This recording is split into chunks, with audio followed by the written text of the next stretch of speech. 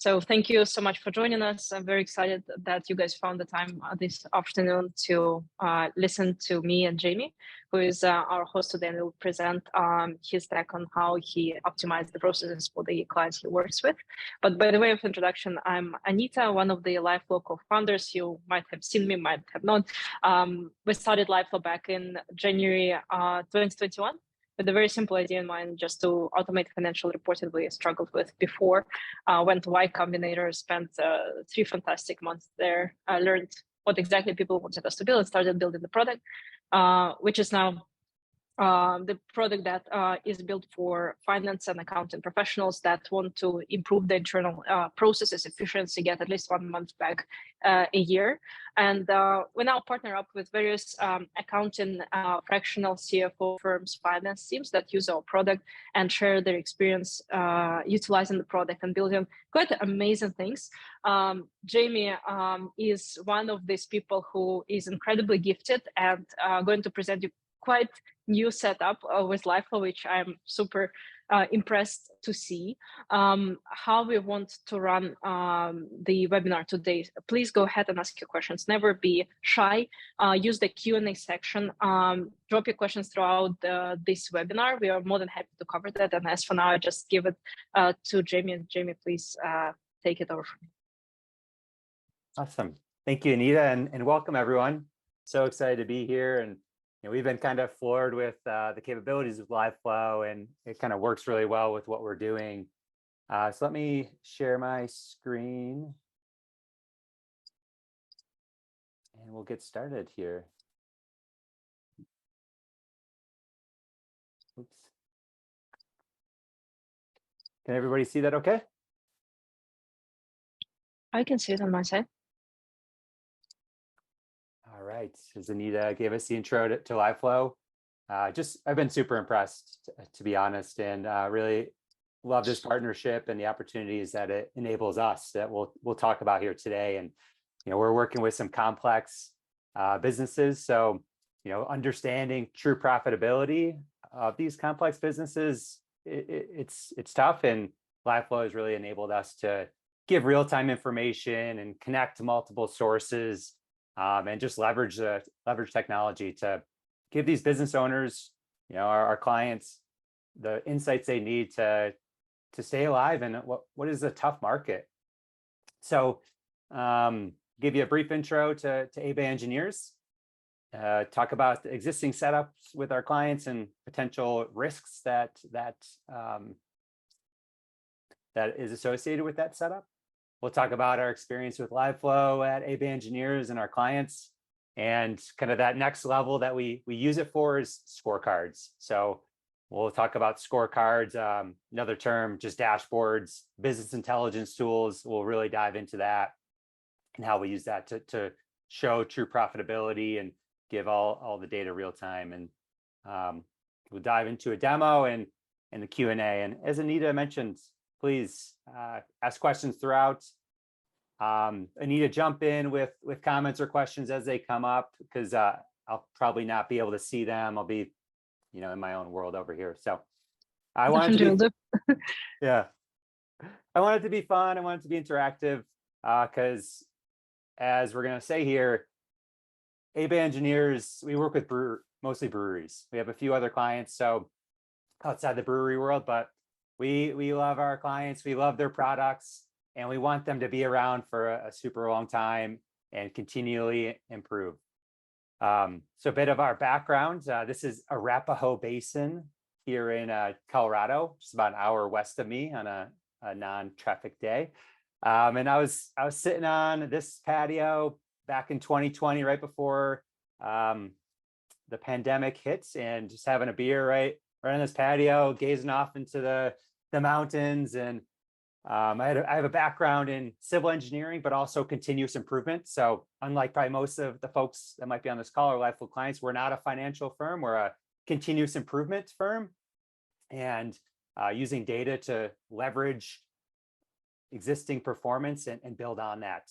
So I wanted to take that background, and I think I was drinking a local hazy IPA from maybe New Terrain or over yonder, can't remember what it was, but Colorado beer that, I knew the owners a little bit. So I was like, why not take that continuous improvement, take the skill sets I have and apply it to breweries and apply it to sustainability. So I initially started with the phrase reinventing sustainability. Our resourcefully innovating sustainability. We're pushing more profitability through sustainability now, but that's our background. We love skiing, we love the outdoors, and we love beer. So let's make this fun and collaborative as we're going through it. Our mission, we believe in unleashing the potential of people through helping small to medium-sized companies thrive in competitive industries like breweries. It's a cutthroat market there. We provide tailored solutions to narrow the gap between you and industry veterans without the need for excess resources. Our expertise amplifies your team's strengths and optimizing your operations with measurable results that outperform competitors. I've been on some pretty big teams, Veolia, environmental worldwide firm, and we had teams of continuous improvement that we would send for months, years to facilities and optimize their operations. And a small brewery, medium-sized brewery, doesn't have those resources available to them. So Coors and these other big breweries will continually drive down costs, continually improve, and we want to bridge that gap. So how are we doing it? We're building awareness of performance with scorecards, with streamlining flow of data using LiveFlow and building these scorecards. And now we're prioritizing initiatives that are going to improve performance. That scorecard dashboard is a one source of truth for us, pulling complex data together and giving management, giving team leads that one source of truth that can really drive down impacts, can drive down costs, can improve revenue. So we want to improve performance, have a lasting impact. Some of our delicious, happy clients and happy. Lots here in the Denver area, but we're across the US in Buffalo, New York, go Bills, and in Seattle area with Drew Brew. So I'll give you a quick background on the brewery scene. So it's a manufacturing facility. It's a restaurant, a tap room. There's distribution. There's lots of data flows coming through. So it's quite complex to understand how we're actually doing. We've even seen multiple breweries tell us, or heard from multiple breweries, that flagship IPA that they sent out the door 2 years ago that had a nice margin on it, after the brewers tweaked the recipes and that type of hop increased in cost by 50%, that flagship IPA was now a loss. And they lost a lot of money on those. And we're hopeful that our setup and whatnot will reduce that loss, will help them make better decisions in real time. So any questions around the brewery setup and whatnot, please shoot it over. So here is that existing setup. Toast payroll, so not the point of sale some folks use. So any accounting or any payroll system has their own data and great reporting tools. The production software, lots of smaller breweries use Ecos. There's Encompass. There's Encompass and Beer. There's spreadsheets. There's paper logs. Whatever it is, the production team usually has a pretty good idea and pretty good reports of how they're doing.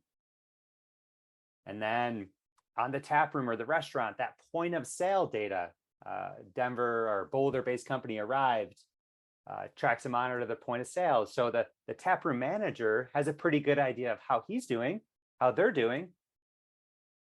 And then also that sales and distribution. I mean, this is a really tough area.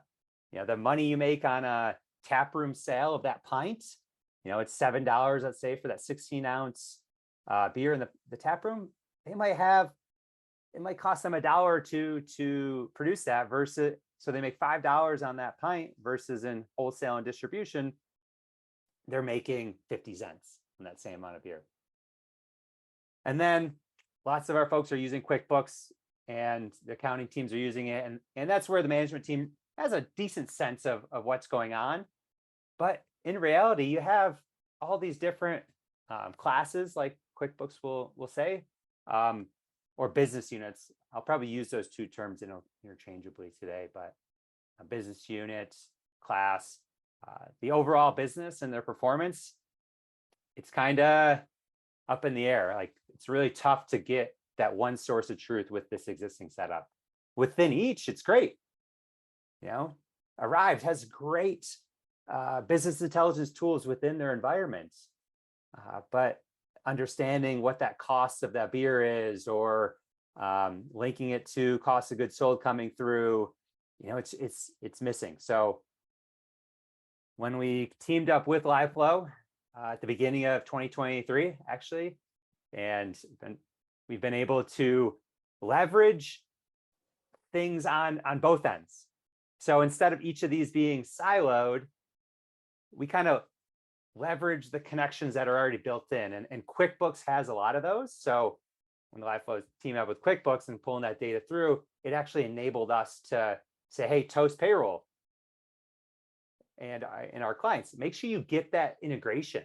So QuickBooks has an integration with Ecos, has an integration with Toast and Arrived, and VIP has an integration with Ecos. So we're really pushing our clients to work through these integrations and get the data to QuickBooks so we can connect it to LiveFlow.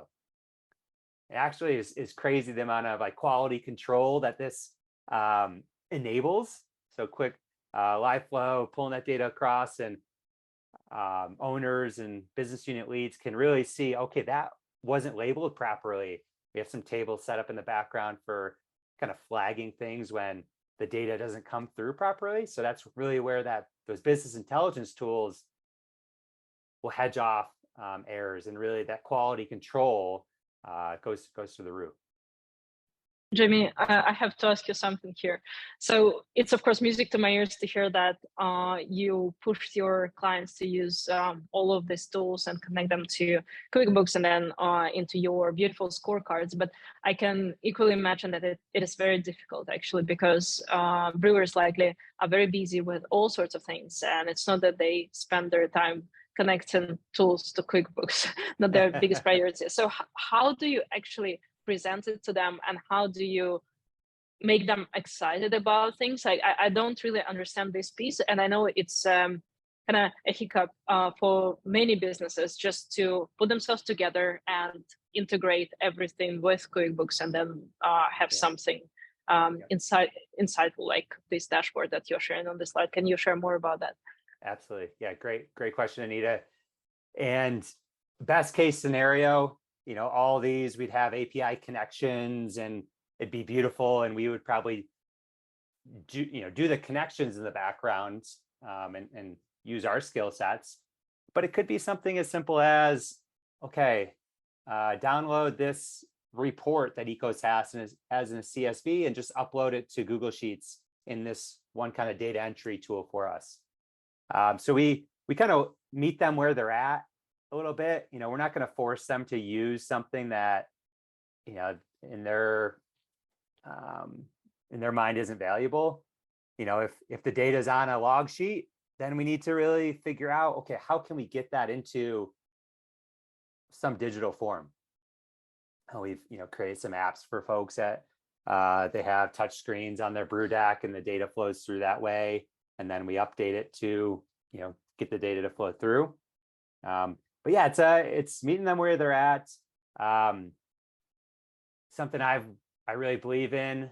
You can automate anything, automate crap at the speed of light, but you really want to collaborate first, then eliminate steps, cross departments, cross teams, cross businesses, eliminate and then reduce steps, and then automate. So if this connection, we don't just go to the connection, we want to go through that process. And oftentimes, there's multiple steps reduced, multiple entry points that were just kind of stupid. So we kind of meet them where they're at. And the point being, we just want to get all these sources into one database. And with LiveFlow having that connection to QuickBooks, we try to leverage kind of that vertical of, okay, get your VIP data set so it can go into QuickBooks. Get your Arrive data flowing so it can go and integrate into QuickBooks as well. And, it's kind of do it a couple times and we are pretty, know the right questions to ask on those integrations. But it's a learning process because all these folks are trying to do it better and better every day, integrate more things in, and their marketing is one thing versus reality. So no guarantees that it all flows through and it's all great. We just try to reduce as many steps and make it as simple as possible for us and them. Got it. Thank you. Yeah, I don't know if that clarified it or not. That helps. Yeah. In the end, we're trying to get it into a database as easily as we can. So one great thing that we've leveraged is the class structure in QuickBooks, business units, classes. And by doing so, let's say a merchandise sales line item. Before, each tap room would have a line item, a GL account, each online store, and then there'd be a total. And so just right there, merchandise sales, and maybe even like hoodies versus this. All of a sudden, you end up with 4, 5, 6 accounts versus when we switched over to lots of our clients over to the class structure, it's just one account number, one account line, and we're able to reduce that 30%. So some of these folks, we're at 180 GL accounts, and now it's down to 120. So 33% reduction, and I bet we could get that down to in year 2 of a switch over from one class to 7, 8, 9 classes based on their structure, can really reduce and simplify the GL accounts. And then by streamline the flow of data, we're able to go from, so lots of our clients are having quarterly discussions of performance, and they were spending 2 weeks, not 40 hours over 2 weeks, but maybe 30 hours between the two, and getting all that data together. So at the end of a quarter, they could have discussions around how they did. Well, now through this integration and through the streamlining of data, able to go from quarterly to monthly to, you could have weekly discussions of performance. And that's when it really, the ownership and the buy-in over here really takes off. So went from quarterly discussions that took a heck of a lot of effort to now bi-weekly, and the data's all there. It's against budget, percent over under, last year versus this year. And we're using daily data too, coming from QuickBooks, to really be able to see some of these day to week, month by month seasonality trends too.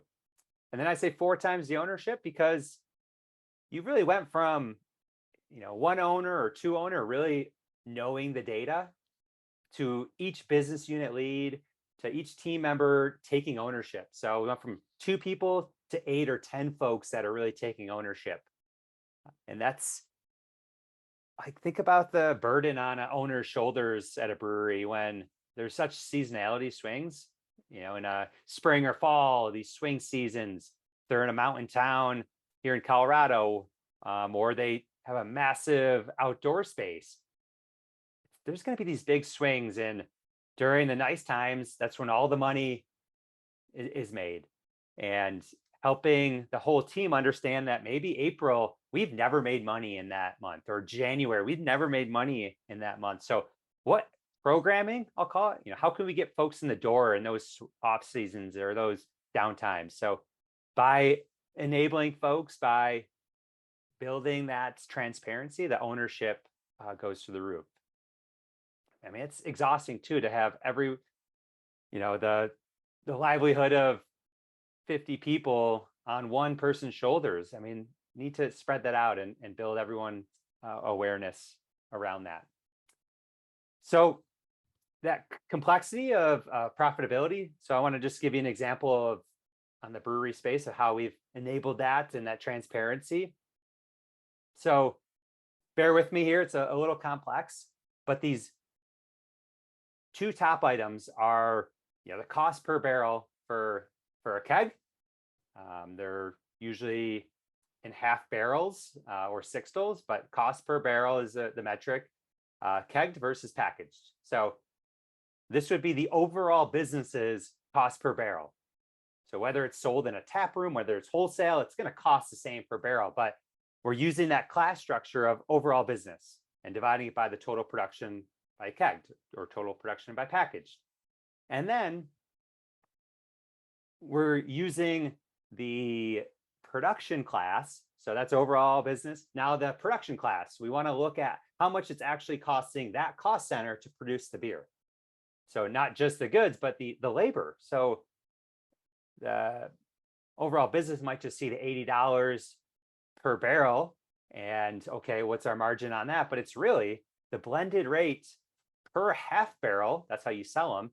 It's actually $80 per half barrel, per half keg. So you don't really know that until you are able to pull in overall business, pull in the production class and the labor and taxes, the excise tax for the production versus tap room, and all these things they're complex. So by having different business units, different classes, you're able to see that granularity and pull it across and get the true costs. And from there, you can have that true profitability too. And then you can actually make good budgets and then track and monitor a percent over and under. So that's where this enables those discussions. So I say performance management discussion, not your one time a year meeting with your boss, but your biweekly, monthly meeting with your team members around performance and performance against last year, performance against budget. So that's that complexity, the 10 business units and pulling data across. And this is one example of how you can actually see that true profitability and how you can actually set your prices from this. What's our profitability, our margin on these kegs, and what do we want it to be versus a case? The $186 per barrel package, well, there's 13.78 cases per barrel, and you divide that out and add these in, and you get just about $20 per case.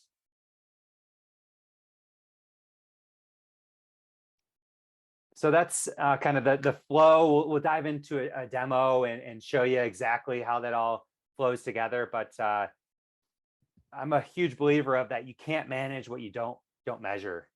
And if you haven't dove into business intelligence tools, I would highly recommend it.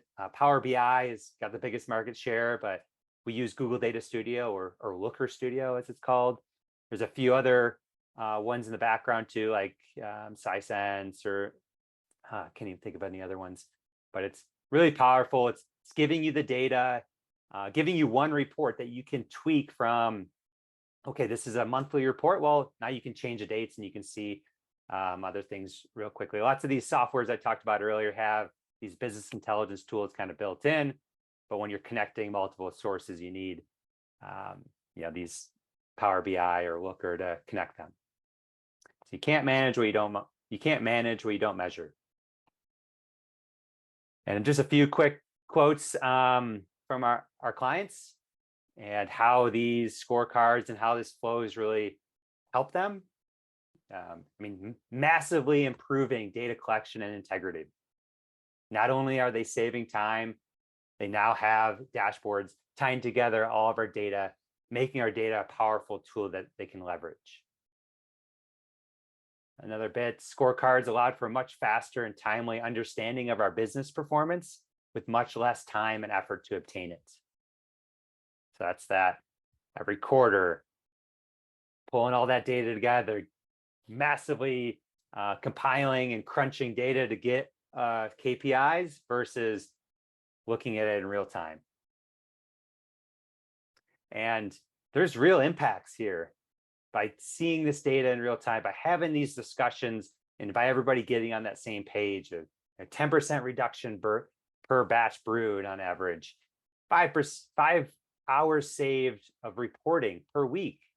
I mean, the bigger the team, the more complex, the more you're going to save here. And then we do a lot with energy monitoring too, build that awareness up top. And then, okay, what's your kilowatt hours brewed per batch? We're able to save, give them visuals on when they're using energy and what's causing them to, their rate to go up too. So average savings of 17% on energy bills. And here's just a quick screenshot of a business intelligence tool that we've built and working through. I mean, there's a huge effort up front, or I shouldn't say huge effort, huge opportunity up front to prioritize the critical few KPIs versus the trivial many. Where lots of data coming through QuickBooks and LiveFlow. So how do you prioritize what you should, what's going to move the needle and getting rid of the noise a bit? So, this is quite busy, but this is meant to be looked at every other week with an owner and maybe the taproom manager or owner and his management team. So first glance is a lot, but if you see this every week and okay, here's our overall business performance here, and here's our wholesale, because that's really finicky. We got to stay on top of that versus, EBITDA and these deeper metrics. Then you become used to it, and then you can adjust the dates and you can adjust which metric you want to track. So we'll dive into that in the demo a bit. But that's the power of the business intelligence tools that I just want to push everybody to dive into, and I'm sure lots of folks are using that already. So we just got the demo and Q&A left. Any spots, anything in particular for the demo you want me to dive into, or any questions before we get started on that?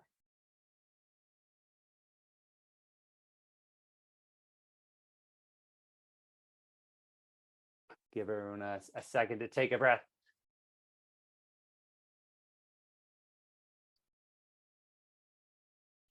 All right, well, no worries. Let's dive in here. I'm gonna have to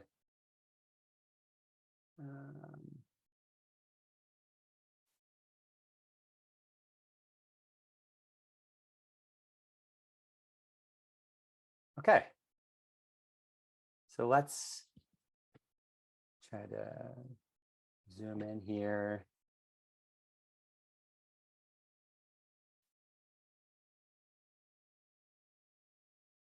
All right, so we all set to go into the demo a bit. Anita, are we all Jamie, good? we still see the deck. I'm sharing the dashboard. Okay. Yeah, let me move.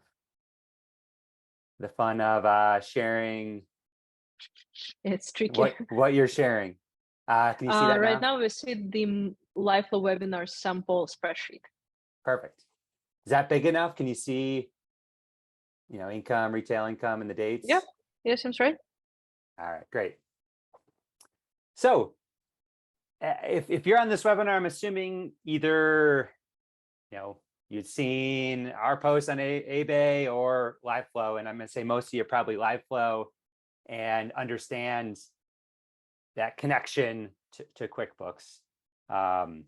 So I just kind of built a sample workflow to, hide our clients' data and just not going to show you that connection. So understand that, LiveFlow, we got it connected, and we have lots of reports in there, and this is connected to real data, and then we put some random numbers in there to times every number by a random number to make it confidential. So this is the overall business, and here's where the different accounts, and here's where we went from 180, down to 120 or 100. And we're pulling in daily data, like I said, so we can see the different, okay, what's our revenue on Mondays? And let's just look at Mondays, and let's dive into how our programming is on a slow Monday throughout the year. we want that capability. So with the LiveFlow connection and coming across hourly, there's a capability. And apologies, I'm still using the initial setup. I know Tushar and the folks, Anita, have changed it a little bit, or enhanced the capabilities a little bit, I should say, where you could probably get it into the database that I'll show you in a bit. But here's our setup, overall business, and then another connection for the tap room, and showing, all the different accounts that they're using, and then another connection for on the production side. And these are all the different classes and business units that a typical brewery is using. So like this production class, this has a lot of that ecos that I showed, that production software data or Encompass data, and it's that integration to QuickBooks, and the reporting on the back end has helped that integration too. So you can see the data coming across and make those quality control, quality assurance checks and tweaks to make sure the data is right.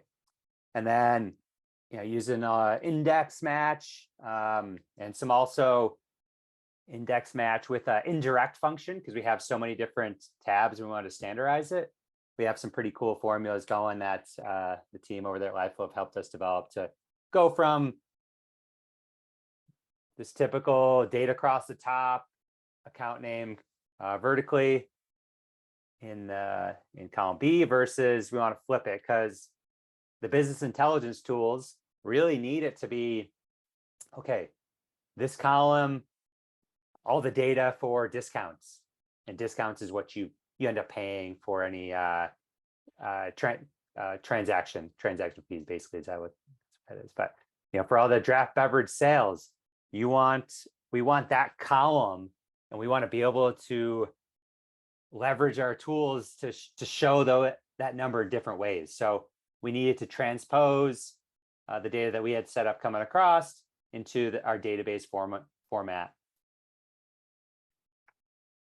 And we have all the different classes coming across this one tab, and it's quite large. We're working through some, how to streamline that process a little bit right now. But it's worked for us, and only knowing Google Sheets and the query functionalities and index match, we've been able to leverage that and build these. So don't think you need to be this data engineer to do some of these things. Jamie, a question on top of that. I know when you first started with LiveFlow, you just had an idea, you saw it somewhere, but you knew that you would want to automate it for your breweries, and you had the vision, but you didn't necessarily know all of these tools. So curious, what was the learning curve, and how did you educate yourself on Google Data Studio, LiveFlow? Yes, we were helpful, but you did a lot of job yourself, as we can see. So what was the learning curve? Yeah, good question. I mean, I've been such a big, I leveraged VLOOKUP and HLOOKUP for everything. So I had a pretty good background in this. So when you showed us the index match and those easy formulas that you can kind of standardize and roll across, it went pretty quick. I mean, what was that? January, February, and within a month we were connecting to Google Data Studio and really building out custom dashboards. So maybe I had a nice background with my Excel background and XLOOKUP, VLOOKUP, HLOOKUPs to leverage that. But yeah, I mean, and you guys were there for us as well. Hey, why isn't this working? What's going on here? How can the database was so big that pulling this over to a second sheet that we could pull in the budget, we could pull in production data, last year data, able to write a quick app script for us too. So, which ChatGPT really has made that learning curve a lot easier. Thanks, ChatGPT. Also very helpful. those app scripts, I mean, simple coding, they can really help with. But yeah, it was It definitely understanding how it all flowed and understanding how you use index match. I really scratched my head for a day there and was, trying to figure out how we use it, and why I can't use HLOOKUP or VLOOKUP. And then from there, that's all I use now. Yeah, index match is kind of the queen of all formulas. That's how I call it. We really love this whole thing. It's just amazing what it can do for a business, just to quickly analyze the numbers. Yep. Yeah, and then indirect, because we had all these different tabs going across the bottom, and we have a column to the left. I hit it of the actual class name, and then we could use index match with indirect. So it's one formula that can pull across all the different tabs. So you don't need, one formula that uses index match for total business connection, another formula for taproom connection, another formula for production connection. With that indirect too, it could be all one formula dragged across the million cells that you might have in your database. All right, cool. So let's look into these dashboards and how you set them up. Yeah. So you need to get things in the database format, and we have an intermediate step here that I'm not going to show you, where connecting this database, but also we have 2022 data that wasn't in these class structures for a lot of our breweries. So taking that intermediate step of getting the budget and getting the 2022 data, and then connecting the Google Data Studio on top of it. So it's pretty simple with your data connections. So this is this is Google Data Studio, and you can merge a whole bunch of connections into one here. So we're mostly using this all data, but you could pull data across multiple sources, blend them together, and then let the magic kind of happen on top of it, where you can quickly adjust between date ranges instead of instead of year to date. Let's look at last month only, and then it will adjust for that. It's probably going to be a crappy connection because I'm on the webinar too, but all of a sudden it goes from one source of truth, one scorecard with year to date, and then you might have to switch it or might have to do some stuff in the background, versus being able to fine tune and tweak. So yeah, it's not going to load very well for me here, but I have another one that we'll call it a freshness report. Where we're looking at the last 2 months of data, April and May. We want to look at in detail, how are we doing in the distribution side, our top 10 month by month. And the power of these things, you can add in different metrics if you want. You can, like right here, we're showing monthly. Let's say we might want to look at quarterly versus weekly, and we can change between those things as we see fit. Or lots of times you can drill into the numbers. So sort of a bit of the power is, and then like I showed before, on each business unit or each class has their own scorecard, and each scorecard we like the layouts for now with actual versus prior year as a box, as a scorecard they call them in Google Data Studio, and then pulling across that budget. And this is kind of a complex number, so there's a calculation in the background to get it, both budget in it and prior year, or actual prior year, and then the percent over under. So you can quickly see where you need to, where you might need to spend your time and your efforts. If you're having a good performance dialogue, you want to look at trends. You want to look at the details of how you're doing versus budget, how you're doing versus last year, and dive in. So by having these, super insightful. I'm curious, Jamie, if you haven't seen the question yet, how much time does it take to maintain this dashboard every week or month? Yeah, we're trying to get it to zero actual maintenance of the dashboard itself. and having some tables in the background of more the data going into QuickBooks, and coming across on LiveFlow. Like that's where the majority of the time is being spent, of kind of cleansing the data. But the actual maintenance of this, we want to get it to zero. So essentially, you prepare this reporting package. I understand it's scalable because you work with one niche. You give them the package, and it goes by, you said department, something like production, tap room. It was HR and something else. So it's kind of pre-cooked. You plug your client in. How does it work from there? So I guess there's an initial meeting. You just present all of the magic that happens, and what's next. How do you interact with the clients, and if they want you to do something for them on this dashboard?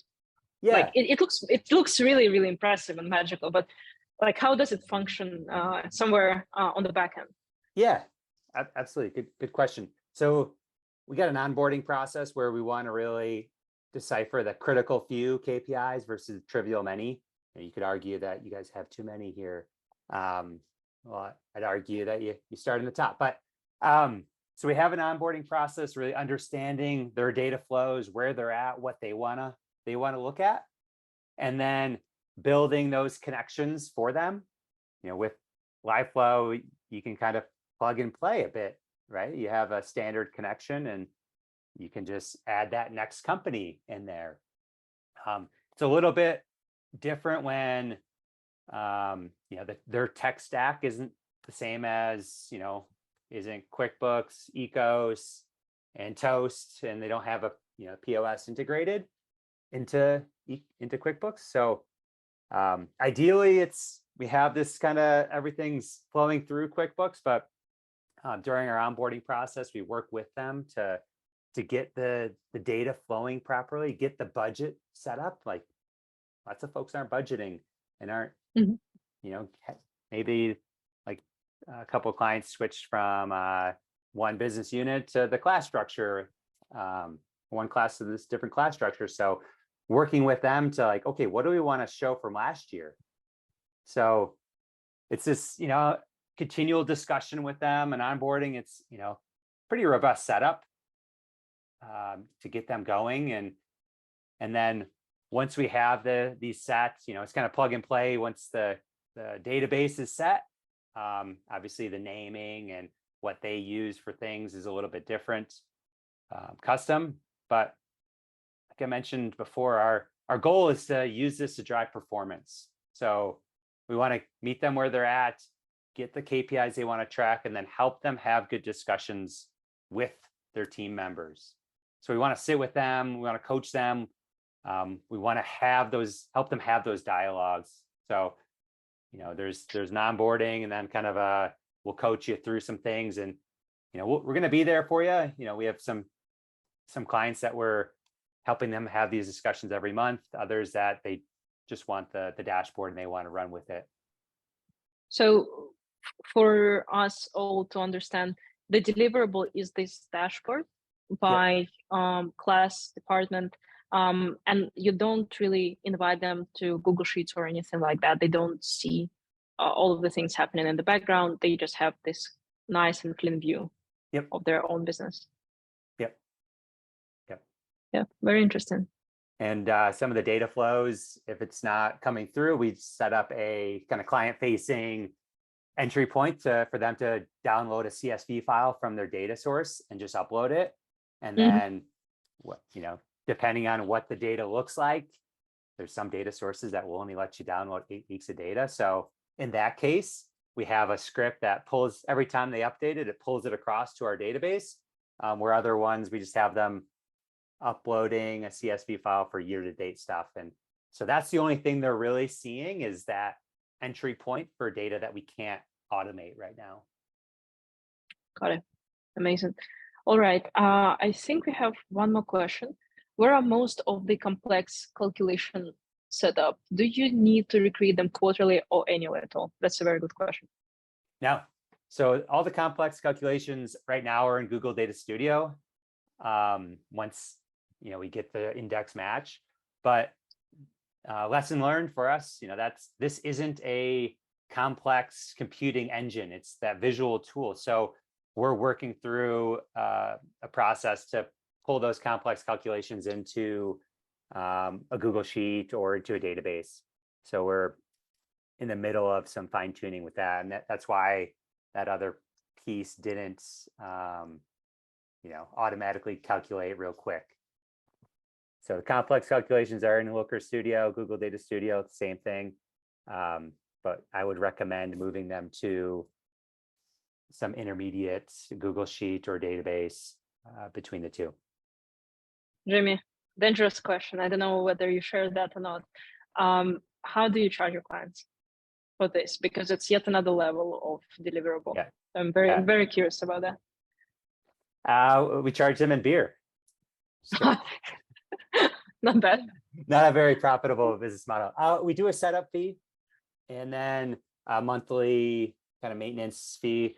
I said there's not much maintenance, but we do need to be there, and we do need to, the connection to LiveFlow and all these other things. We handle all that. So monthly or initial setup fee, ongoing maintenance fee, and then we want to help them, prioritize initiatives and then help them implement. And if we go that way, then it's going to be more of a retainer for us to dive in, or a shared savings, or both. And who would be the main user of this dashboard on their side? Is it the business owner at all times, or as you mentioned, other team members who, I understand, partially get it through the meetings? Like, whom are you selling this to? Yeah, we're selling it to CFO actually. So they would have CFOs and reviewers. Yep. Depending on the size, some of them are the owner, CFO, depending on their structure, and then whether it's the head brewer, production lead, we want them using this too. So that's who we want to help the CFO and help them get their financials under control, their profitability under control, and then they can push it down to each of these team leads to have use with their teams. Got it. Up That's and cool. down. Yeah, it's fun. Right. Do we have more questions here?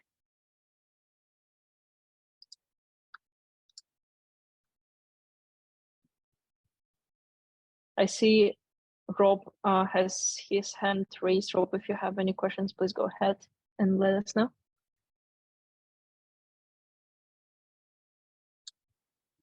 Oh, good. No questions. Okay. Let's wrap it up then. Stop sharing my screen here. Good to see you again. Yeah, cool.